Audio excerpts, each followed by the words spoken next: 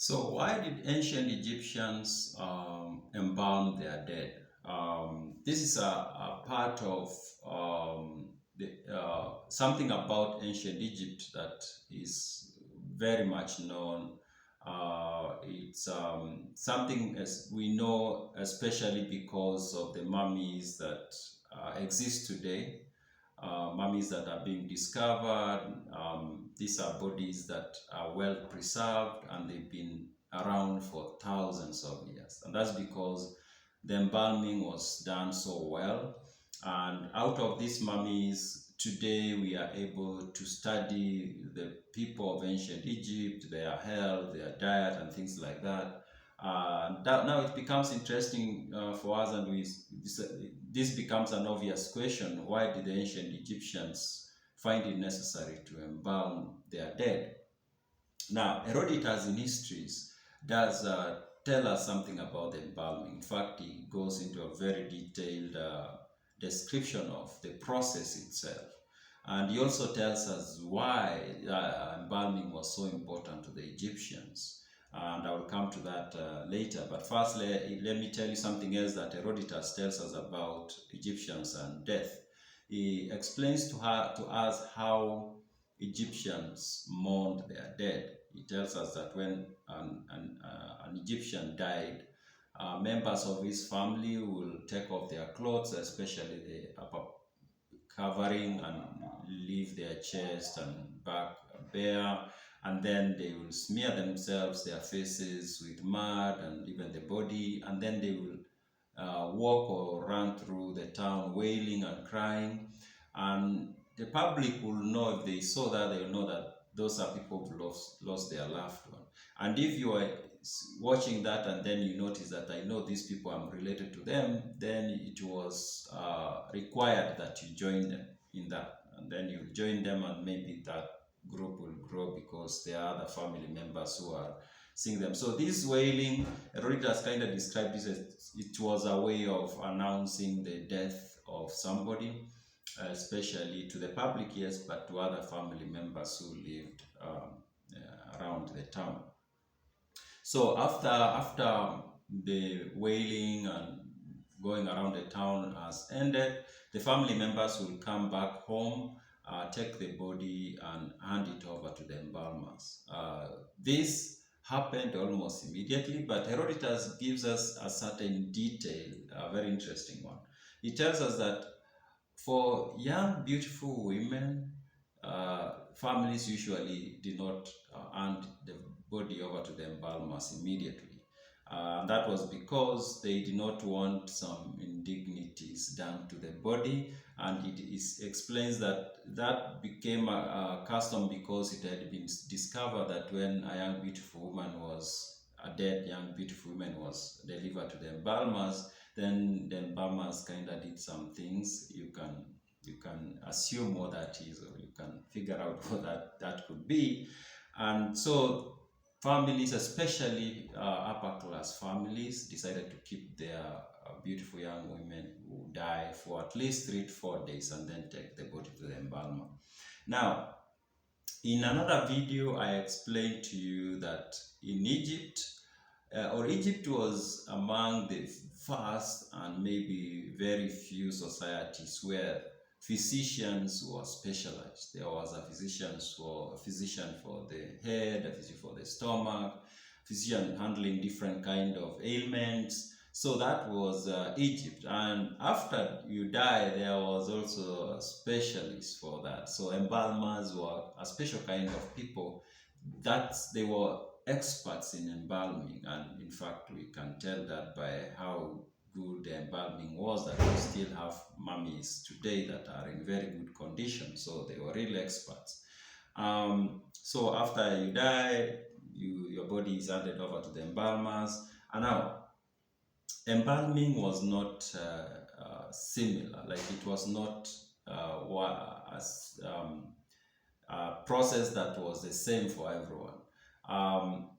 The kind of embalming that was done on a body depended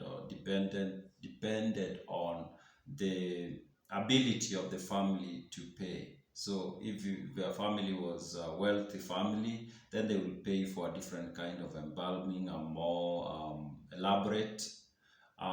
If you were middle class kind of somewhere, there was a service that fit that class, and then there was embalming that was done for the poor, the people at the bottom of the society. So Herodotus, in fact, goes into detail to tell us how these three kinds of embalming, how they were done. He tells us the most expensive, of course, that went to the high members of, like, royal family and nobility, generals, people like that, people of means, involved using special instruments to suck out the matter from the brain matter from the head cavity, and to remove matter from the abdomen. And then after that was done, those cavities were washed using, Herodotus tells us, palm wine. And then, those cavities, the head and the abdomen, were filled with the myrrh, and he calls it cassia, and then sewn up. And then after that, now the body was placed in what Herodotus describes as natrum. I tried to do some research. I realized this is some kind of sodium compound, and the body will stay in that chemical for 70 days. And after 70 days, the body will be removed, and then it is washed, and then now it is wrapped.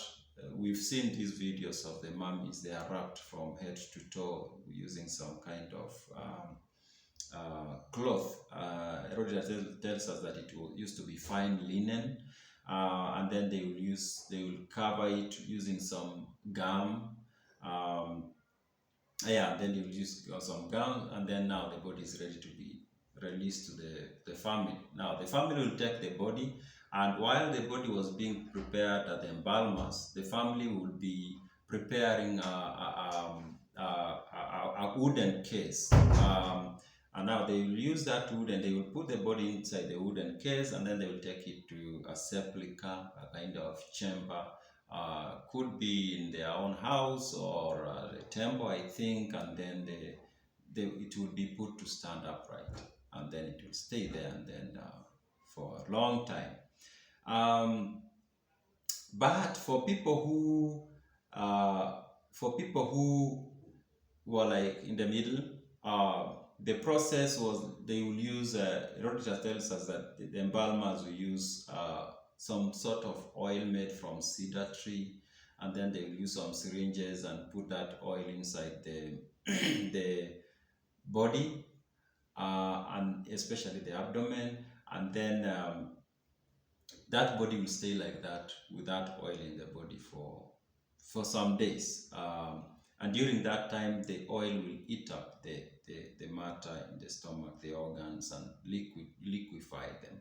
And then after some time, that liquid is removed from the body. And he tells us that besides removing the internal organs through that process, they use also chemical to liquefy the flesh without destroying the skin and the bones. So the body, after some time, will have only the bone and the skin. Now it will be ready to be covered in linen cloth, and then taken to the family members, who then do whatever the other process I mentioned of putting it in some wooden case, and storing it away. And the third one was for general people, the very poor people in society. And for these ones, they will just remove the intestine, the internal body organs, and then put it in the natrum. I mentioned some kind of sodium compound for 70 days. For the poor, it was like a simple process. And maybe I think for that process, it wasn't so good, and maybe the body did get destroyed after some time, maybe hundreds of years.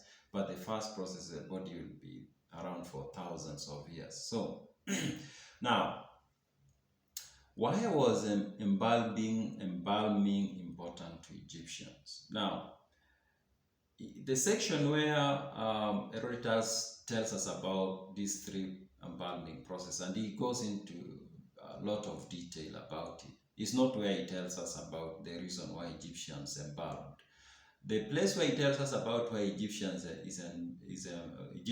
embalmed the dead is where he tells us about the story of the end of Amasis. Now, in my previous video, I talked of Amasis as this guy who used to be a petty thief, and then at some time he started being he got hired to be like a messenger in the palace, and then he ended up being sent to some troops, and then somehow he ended up being the king of Egypt, and he was so beloved. Now, while he still ruled, that's when Cambyses became no. In fact, while Cyrus the Great was the king of Persia, Amasis was the king of Egypt. And when Cyrus the Great died, Cambyses became the king. Amasis was still the king. Now, Cambyses, son of Cyrus, decided to attack Egypt, and I'm going to create a different video to explain why Cambyses decided to go to Egypt. Now, when Cambyses went to Egypt to attack Egypt, while he was on the way, Amasis dies. And when Amasis dies, his son is called, the son was Psammetichus, I think. Psammetichus becomes the king. Now, Psammetichus was the king for like 6 months, and I'm also going to create a different video about something interesting that happened after Cambyses comes. Now, when Amasis dies, of course, he's embalmed, and he's put in, I think, in the palace somewhere. Now, when Cambyses captures Egypt, he is very angry with Amasis because there's something Amasis did, and in the video I'm going to record about the reasons why Cambyses attacked Egypt. I'll give those reasons. There was a reason he was so angry at Amasis because Amasis kind of tried to lie to him, tried to trick him into something. And so when Cambyses reached Egypt, he was not happy that Amasis was dead because he really wanted to punish that guy. Now, but he wasn't ready to give up, so he went looking for his body. And he went to the palace, and he was shown where the body is, and he took it out, and he ordered, I think, attendants and some of his soldiers to kind of insult it in whichever way they could, pull out the hair, cut it, stab it, do all manner of things on it, because he just wanted to insult the body of Amasis because he was so angry at him. Now, they tried doing all this, but nothing was happening to the body. The body withstood all these assault that it was being put through, and that also tells you how good the embalming was, how good the Egyptian embalmers were, that even when Cambyses comes and is trying to destroy this body, he is not being successful. Now, at the end of it, Cambyses is becoming frustrated because this body is not taking the blows, like it's still intact even when they are trying to do everything. And then he tells the attendants, some of these soldiers, to burn the body. Now, it is at this point that Herodotus tells us why Egyptians embalmed their dead. And he tells us that Cambyses deciding to burn the body of Amasis was not only against the customs and beliefs of the Persians, but it was also against the customs and beliefs of the Egyptians. Now, for the Persians saw fire as a god, and so they had that relationship with fire, and part of that also meant that you could not feed a god a dead body, a body of a human being. So that was wrong for the Persians. For the Egyptians believed that fire was an animal, and fire ate matter, and then when it's finished eating the matter, it dies. So like the fire goes off. So they saw fire as an animal, just like a lion or a crocodile or whatever other animals. So, and that's where the problem was with burning Amasis' body for the Egyptians, because they saw it as feeding an animal a human, which was not what it was not something they liked. It was a real taboo for them. And indeed, Herodotus does tell us that whenever an Egyptian was killed by an animal, like a crocodile or a lion, the family members could not touch the body, and nobody else would touch the body except the priests, and they had to take it through some special rituals, and that's because that body had been contaminated by being eaten by an animal. So fire and animals were in the same class. Now Herodotus tells us that by Cambyses burning the bodies like was feeding it to a beast. And now it's at that point that Herodotus tells us that that's the reason why Egyptians embalmed the dead. They embalmed the dead because they did not want it to be eaten by any kind of animal, insect or big animal. So they embalmed it so that the worms could not eat the body while it is stored or buried or whatever. So that was it tells us that was the primary reason why the Egyptians embalmed. It had to do with their belief that it was unacceptable that a human body can be consumed by another animal. So that's why the Egyptians embalmed their dead.